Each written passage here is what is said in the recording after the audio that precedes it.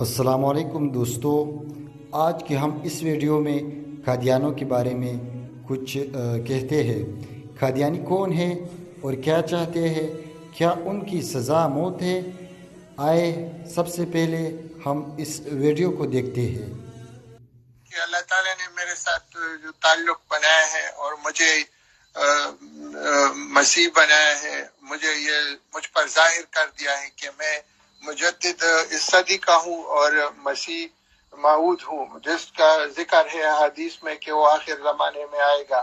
تو یہ میرا دعویٰ ہے اور یہ میرا ایمان ہے کہ وہ میں ہوں، اور میں مرزا صاحب کو مہدی سمجھتا ہوں، اور مجھ پر اللہ تعالیٰ نے یہ بھی ظاہر کیا ہے کہ میں اس کا روحانی بیٹا ہوں۔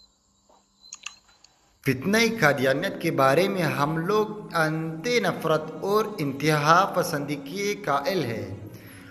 اگر کوئی عام آدمی یا کوئی معتدل مزاج اسکالر یہ کہہ دے کہ قادیانیوں سے نرم رویہ اختیار کرے تاکہ انہیں دن میں دوبارہ داخل ہونے کی دعوت دی جا سکے، تو ہم لوگ انہیں قادیانی بنا دیتے ہیں یا ان کا یار بنا کر نفرت اور حقارت کا نشان بنا دیتے ہیں، جبکہ نبی پاک صلی اللہ علیہ وسلم کا یہ عمل تھا کہ طائف کے لوگوں نے اس شرط پر اسلام قبول کیا تھا کہ ہم نماز نہیں پڑھیں گے، زکوٰۃ نہیں دیں گے اور شراب و جوا وغیرہ بھی نہیں چھوڑیں گے۔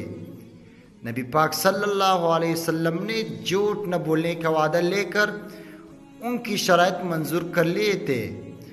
اس کا فائدہ یہ ہوا کہ کچھ ہی عرصہ بعد طائف بھی اسلام کا قلعہ بن گیا، جبکہ ہمارے رویوں کی وجہ سے قادیانی دنیا میں پھیل گئے اور اپنے عقائد سے الٹا ہم پر ہی حملہ آور ہو رہے ہیں۔